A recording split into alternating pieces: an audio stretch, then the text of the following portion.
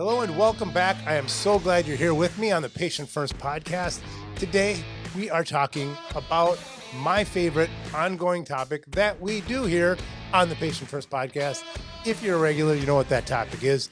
It is the one and only books applied to dentistry, where I take books, usually business books, last time it was a children's book, and apply it to dentistry. How do we take the theme, the moral, whatever I got out of that book, whatever nuggets, and apply it to dentistry? Well, I'm going to start off today by talking about I read books, business books, in two different ways.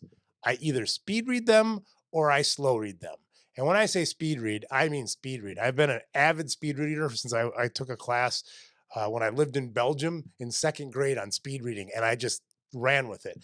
When I got out of dental school, I may have talked about this on the podcast before, I speed read every trade magazine I could get, and it really helps. I mean, it's amazing if you aren't into speed reading and it's looks like it might be interesting to you.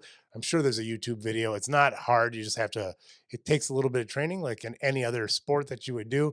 I would highly recommend it. And I bring it up today because I think this is a speed read book. Okay. Something like Traction that we talked about on a previous Books Applied to Dentistry, that's not a speed reader. That's one that you want to be thinking and processing while you're reading the book. You want to have a notepad ready to take notes, see how you can take the gem on that page and apply it to your business. How what you're doing now is different than what they're recommending. And if you know, and if you want to make a change, that requires slow reading, right? I'm reading a great book that we'll talk about soon on the podcast right now that I'm slow reading. And man, I'm reading like a chapter every 2 weeks because I'm just trying to process each chapter one at a time. But today we have a speed reader, my friends. And I haven't read this book for 25 years. So I'm not doing an overall review of this book. But what I am giving you today is a massive tip that I gleaned from this book that I've used, if not weekly, at least monthly, in my businesses every single day, every single week, every single month.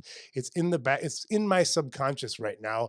And I think this tip has made me millions and millions of dollars. Okay. Then the book that I got, this nugget is Sam Walton's Made in America. It's basically the story of how Sam Walton made Walmart what it is today, or what it was. I mean, it was a juggernaut under his watchful eye. He grew it from nothing to what it is today.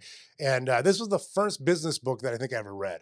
I never have had a business class. I mean, that's not totally true. I've taken lots of business training, but I never took a business class in college. I was an entomology major, went to dental school. Those of the dentists watching and listening today know that's not a business program, right? So when I was in dental school, I speed read every dental business trade magazine I could find. And then I started reading business books. And Sam Walton's Made in America was the very first one I read.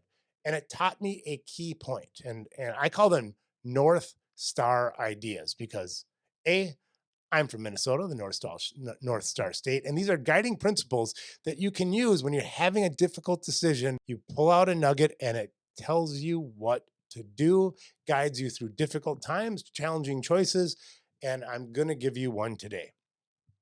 It is to act like you are already there. Now, this is not a quote. Again, I haven't read this book in 25 years, but my interpretation of the most profound piece of wisdom that I gleaned from Made in America was to make decisions based on where you want to be, not where you are today.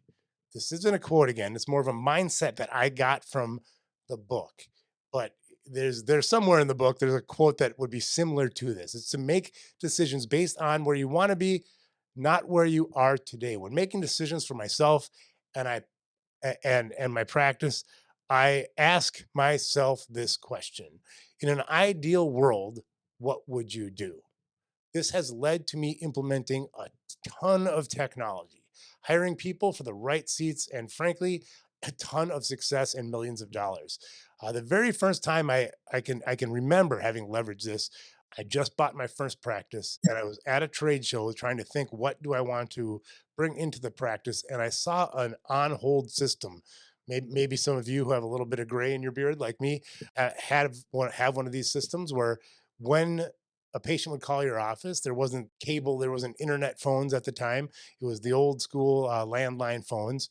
When you put them on hold, in my practice, it was dead silence. But there was this booth where they would make a tape of a professional voice actor basically talking about the services that you provide at your practice. And it was about $5,000, which at the time was a ton of money. Again, this is 25 years ago, pretty much. So I was thinking about it and I was like, that's a lot of money. Am I going to get an ROI? And then I remembered Made in America and I remember the theme and I bought into the theme hardcore. When you read the book, this gets ingrained in your psyche. And I thought, if my practice was where I want it to be, would we have an on hold system like this? Or would it be dead silence when you call my practice and you're put on hold? Well, how clarifying is that? Obviously, I don't want it to be dead silence. I wouldn't want to be a patient call practice that's doing high end work. That's the practice I had in my vision at the time that was clear. Would I hit dead silence on the whole? Absolutely not. No. So I bought the thing immediately. When I sold my practices a few years ago, it was still in place. 20 years of the same message because I knew that we were going to be changing things. I think we had added some of the technologies along the way, like CAD CAM and CT imaging, but it was the exact same tape system that we had. We just changed out the tape and it worked for 20 years. So, was that a good investment? I can't track the ROI, but I do know that when my practice about a year and a half later got to where I envisioned, I think we got there a lot quicker because of little ideas like that. Now, like a lot of golden ideas, it's going to be very simple for you to say, "Oh, I get it," and move on to the next thought, right? This is a speed reading book, but it's a slow reading concept, right? Like a lot of golden ideas, it's simple in concept, but very hard to execute. For me to write that, I think it was $4,700 check to that system was very hard. It's not like I was already borrowing money on all. I mean, I wasn't making money at this point. I was just, so every dollar I spent, I didn't know how it was going to come back to me, but it was abundantly clear that system, if my practice was where I wanted it to be, we would have that in place. So for me, this has been a very great North Star metric. It's really about an abundant mindset versus scarcity. It allows you to ignore the limitations of today if you're conservative like myself and look to the future. Now, there's of course a second aspect to this, and I'm going to bring in another quote by another person that I quote quite often that I'm fond of, and it's Richard Branson, and he says to always protect your downside. Now, this is a direct quote from Richard Branson, and the flip side of this from Sam Walton's idea to always make decisions based on where you want to be is to don't be foolish. By my nature, I'm kind of a minimalist. I don't like to overdo things, so don't be foolish. Right? This is not a recommendation. Just whip out the checkbook and start writing blank checks for everything.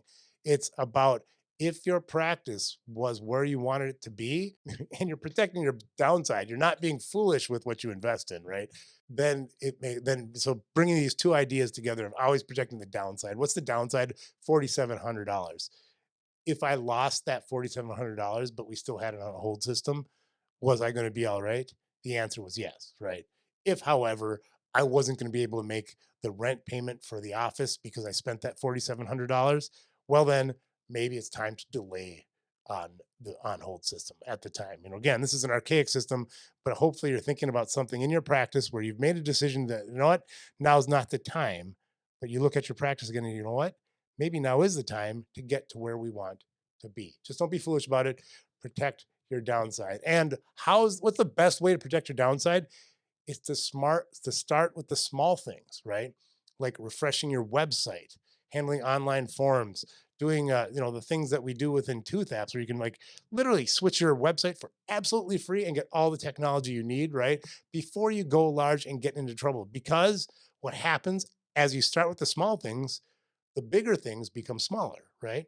That $4,700 on hold system might be that $150,000 CEREC. And when I wrote that check, I was about to cry.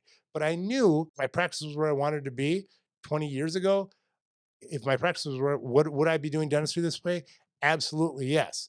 What was the downside? How did I protect the downside? I made sure I could return the machine if it didn't work out for me. And the answer was yes. So, worst case scenario, I lost some time and energy trying to get the system to work, but I could return it. So I protected my downside. And here I am, 20 years later, having kicked off one of the most successful study clubs ever. And now I'm talking at you via YouTube. It's a beautiful thing. So all of that came from this one decision, really, this one golden nugget that I got from Sam Walton's Made in America, which is really why I wanted to bring it to you today. Now, of course, I've had some successes in dentistry and done a lot, and we're doing some really unique things to continuing education in dentistry, because I feel like there's been, especially with the pandemic, people don't know what to do, particularly with Team CE, and we're putting together some phenomenal plans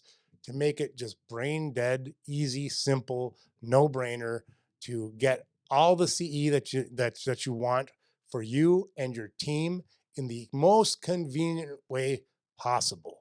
At Upgrade Dental, okay, if you like the podcast and you are in dentistry and you need CE, there really is no reason not to go to upgradedental.com and check out our new VIP plans. You can get for our middle tier, which I think is going to be the most popular, for $100 a month, your entire office gets unlimited CE. So check it out. If you don't provide CE to your team, they want it. That's why we're doing this. I've had tons of hygienists and assistants reach out to me from our upgrade events and say, my dentist is, this is what they say, not from me, my dentist is too cheap to pay for CE.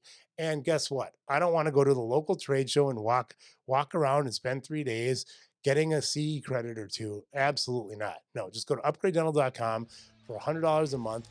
And frankly, you can get a free protecting your downside. You can start for $1 and get as much CE as you want. So check it out. I'm really excited about it. I think we're going to transform how teams do continuing education. UpgradeDental.com. Look forward to seeing you there.